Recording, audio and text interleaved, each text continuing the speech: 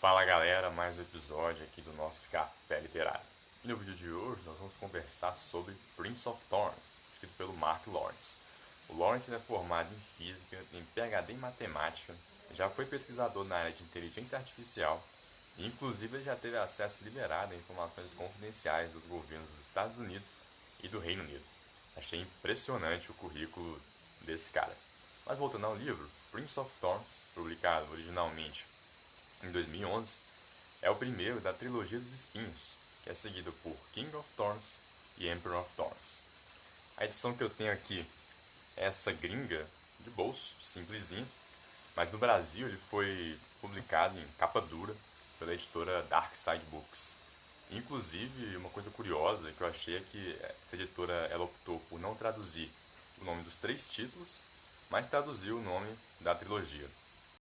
Mas enfim, vamos à sinopse de Prince of Thorns. Essa história conta a jornada de Jog, um menino que é filho do rei de um lugar chamado Ancraft. Quando Jog tinha só 9 anos, ele testemunhou algo terrível, o assassinato de sua mãe e de seu irmão mais novo.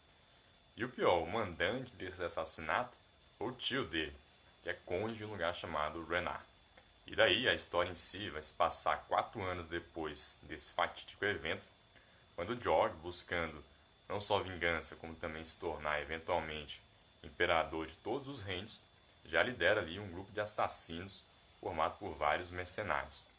Então, num primeiro momento, essa história pode causar um certo estranhamento no leitor, porque você tem um menino de 13 anos que, alguns anos antes, passou por uma experiência terrível, e daí, em decorrência disso, ele ficou obcecado por vingança e por poder.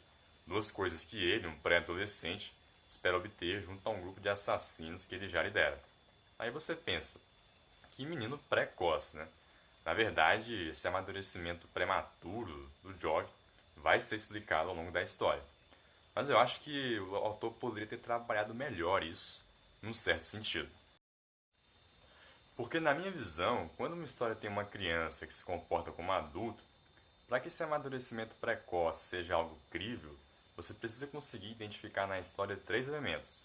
Primeiro, uma motivação inicial, que muitas vezes acaba sendo uma tragédia inicial. Daí, em função dessa tragédia, o personagem passa por uma circunstância muito difícil, extenuante e traumatizante.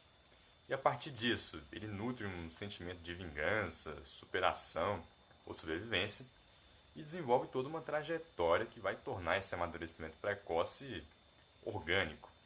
E esses 3 elementos você encontra facilmente em qualquer história.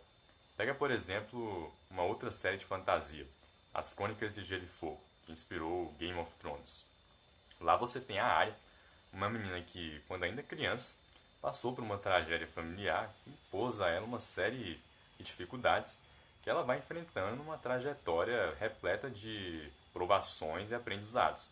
De modo que o fato de ela se tornar uma exímia guerreira, ainda adolescente, é algo crível. Já em Prince of Thorns, o autor até define muito bem a tragédia inicial e a circunstância difícil pela qual o Jog passa.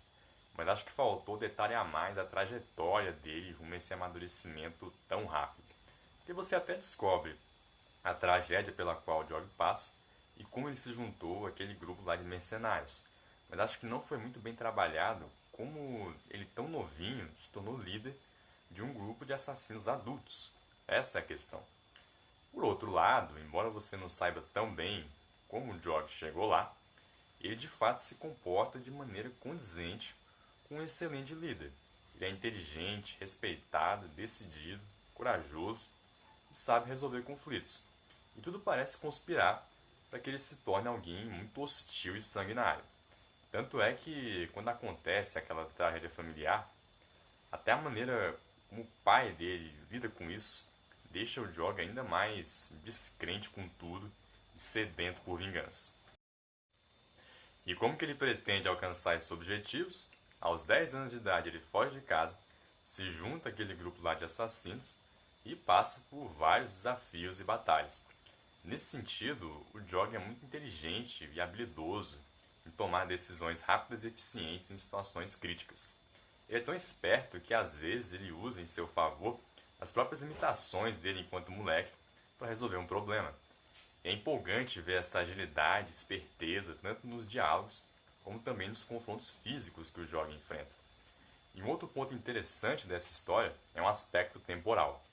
Porque essa história aparentemente se passa no período medieval, mas estranhamente, muitas vezes, os personagens fazem referências a filósofos contemporâneos, por exemplo, Nietzsche. Só que essas referências temporais deslocadas, elas não são aleatórias, tem uma justificativa. É claro que eu não vou dar spoiler aqui do motivo, mas é algo simplesmente genial. Enfim, essa é uma história empolgante que eu recomendo principalmente para quem curte livros de fantasia. Com certeza eu vou continuar lendo os livros dessa trilogia.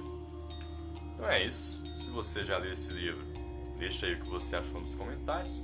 Não se esqueça de deixar um joinha e se inscrever no canal. É isso, pessoal. Até a próxima.